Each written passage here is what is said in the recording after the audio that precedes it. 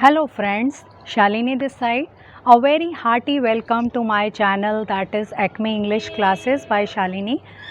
Friends, we have been listening every time and in our surroundings. Most of the time sayings are there like time is precious, time is money, and we are not supposed to waste even a single minute of life.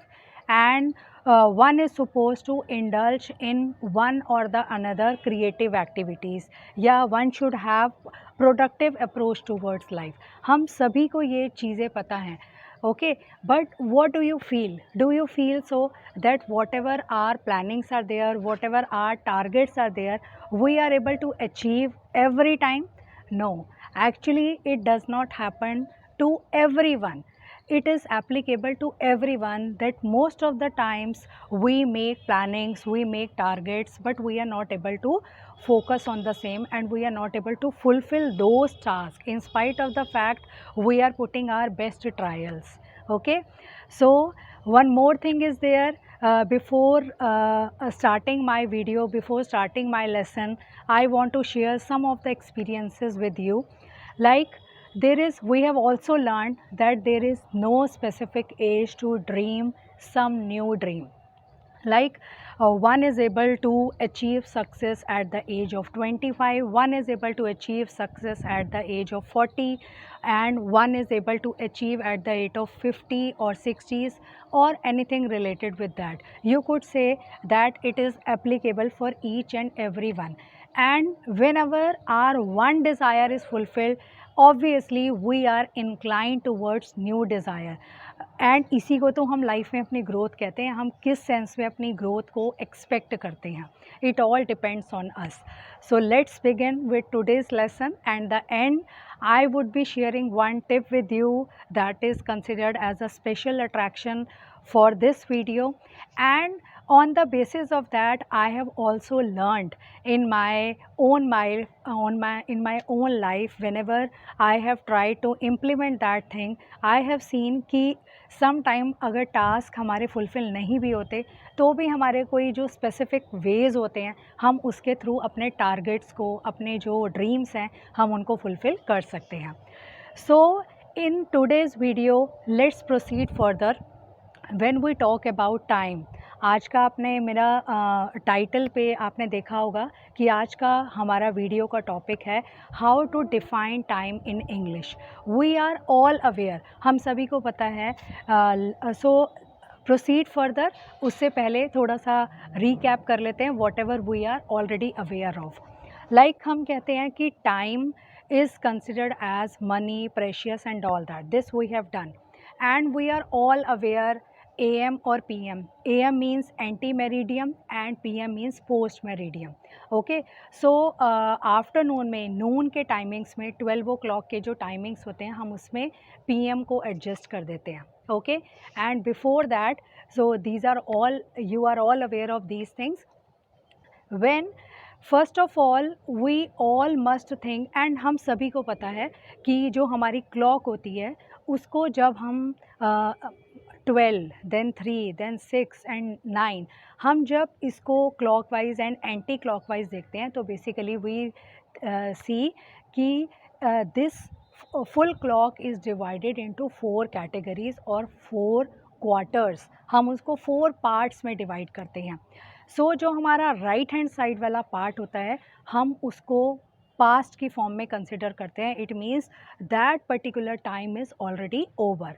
और जो हमारा 6 onward से लेकर 12 तक का होता है, हम उसको 2 की फॉर्म में कंसिडर करते हैं. अगर हम इस थियोरी को समझ लेते हैं, तो हमारे लिए टाइम को एक्सप्लेन करना, it is really very easy task. Okay, ये तो हम सभी कहते हैं. लाइक 6:15 है तो बोलते हैं इट्स 6:15. अगर मैंने आपसे कहा what's the time by your watch, usually कहा जाता है what's the time in your watch.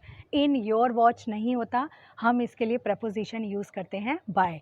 What's the time by your watch, if I say 10:15 है, तो मैं उसको बोलूँगी 10:15. Quarter past 10 means 15 minutes are already over in 10. Okay, then we could say 10:15 means 10:15.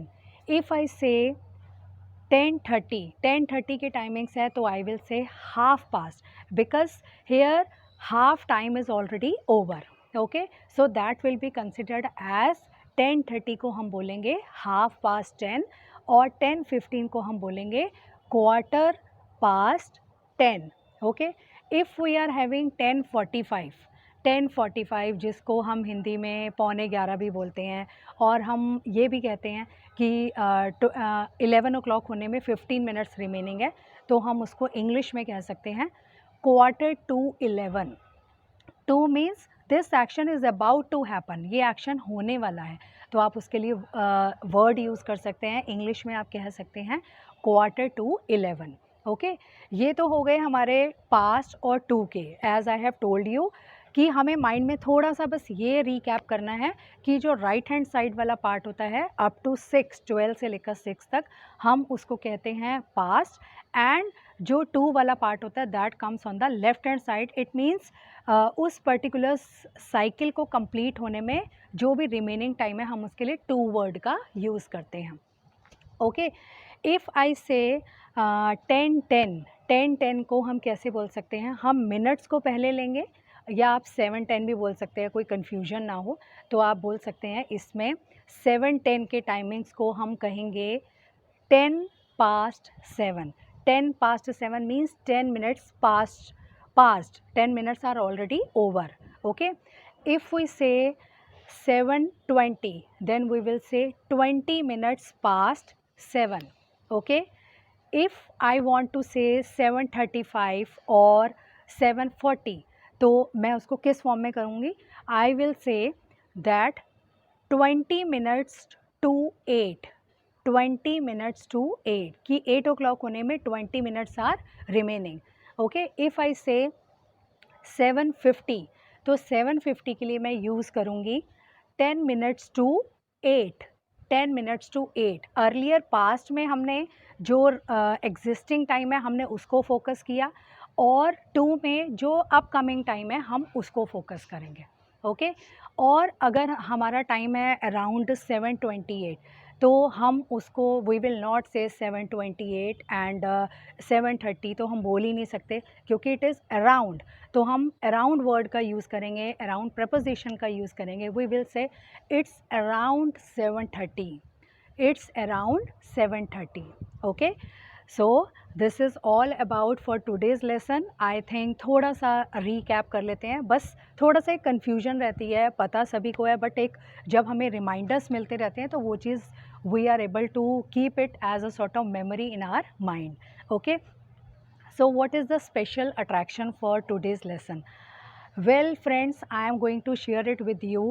I have observed, like everybody knows, कि हमारा जो पूरा day होता है it is divided into 4 quarters, और it comprises of 4 quarters.